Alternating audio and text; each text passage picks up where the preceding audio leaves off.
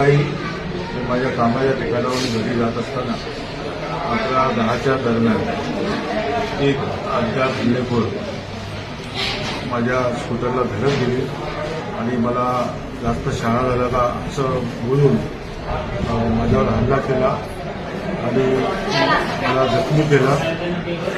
त्याचप्रमाणे माझ्या हातात जी एक ब्रेसलेट होती ती देखील या मारहाणीत पाया झाली आणि काल जो मी एक लेख लिहिला होता रवींद्र चव्हाण यांना उद्देशून, तर त्या लेखाच्या संदर्भात हा हल्ला झाला असावा असं मला दाट शंका आहे।